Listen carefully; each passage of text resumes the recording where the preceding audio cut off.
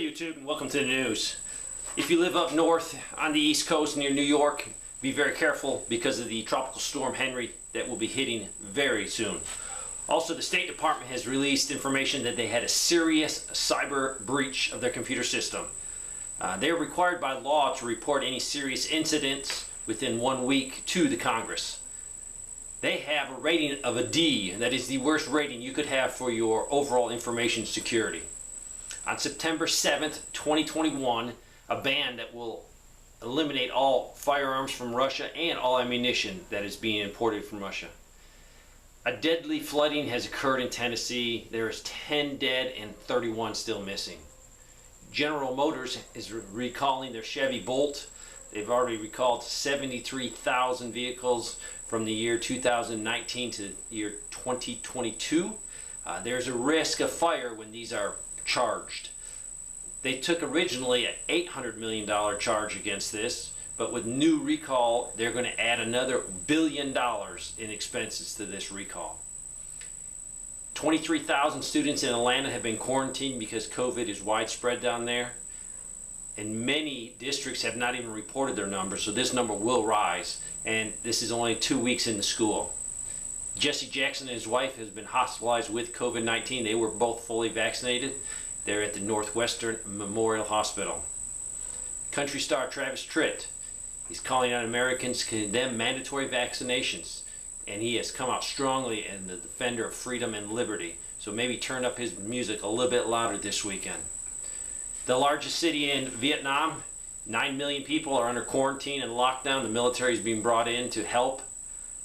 This area is very rich in factories, and they will have an impact on the world's logistical supply chain if they stay closed for a lengthy period of time. The FDA has probably fully authorized the Pfizer COVID vaccine in the next few days. Many people that are hospitalized for any other reason than COVID are asking that they get blood if they need a blood transfusion from people that are not carrying the vaccine. This will be hard to do because they don't require it to be written down if you are vaccinated. Also, Georgia is having a chronic nurses shortage. They are short 11,000 positions that are unfilled in the state of Georgia. Israel just bombed 4 weapons and storage sites of Hamas.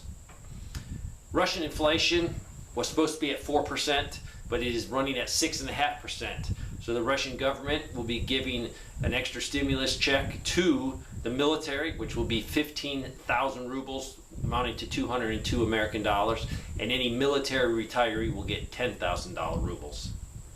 And the Afghan vice president fled to Dubai, and he took with him about $51 million in cash.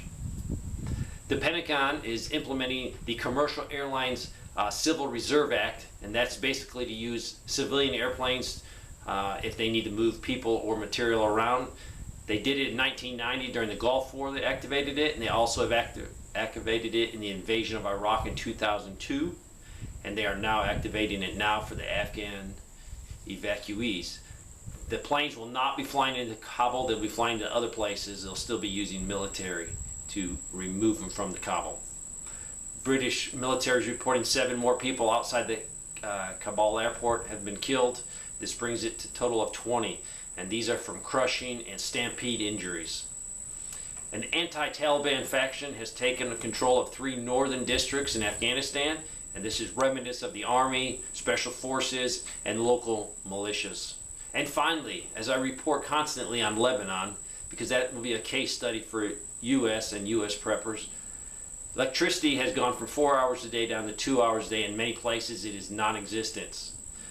Gas lines form and cars stay in line for days. They literally leave their car in line when the gas station closes, go home, and then come back in the morning to resume their wait for petrol.